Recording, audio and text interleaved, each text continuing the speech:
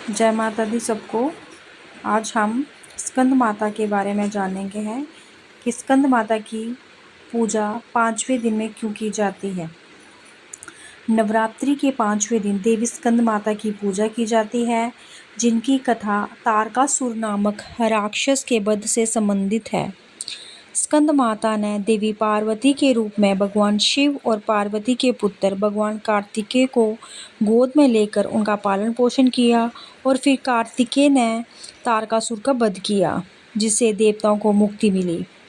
कथा का विस्तार। तारकासुर का वरदान। तारकासुर नामक के एक राक्षस को ब्रह्मा जी का वरदान था। उन्होंने ब्रह्मा की तपस्या की थी। ब्रह्मा जी से उनको अमरता का वरदान मिला था, लेकिन ब्रह्मा जी ने समझाया कि जन्म लेने वाले की मृत्यु निश्चित है। तब तारकासुर ने एक ऐसा वरदान मांगा कि उसकी मृत्यु केवल शिव के पुत्र से ही हो। शिव का विवाह और स्कंद का जन्म।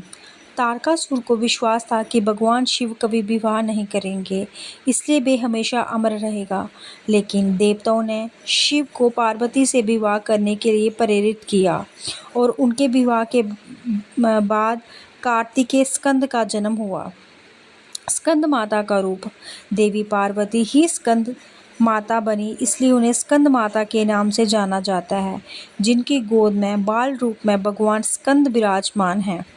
तारकासुर का वध। बड़े होने के बाद भगवान कार्तिकेय ने अपने प्रशिक्षण के बाद तारकासुर का वध किया। स्कंद माता की पूजा और उपासना से भक्तों को ज्ञान, वृद्धि और एकाग्रता प्राप्त हुई तथा सभी कष्ट समाप्त हो गए। देवताओं के।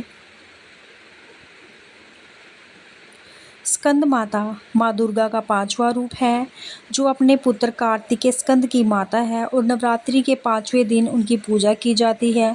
पौराणिक कथाओं के अनुसार जब तारकासुर नामक राक्षस ने अपना आतंक फैलाया और उससे युद्ध केवल भगवान शिव और देवी पार्वती की संतान ही कर सकती थी, तब माँ पार्वती ने अपने पुत्र कार्तिकेय को ज्ञान और शक्ति प्रदान करने के लिए स्कंद माता का रूप लिया।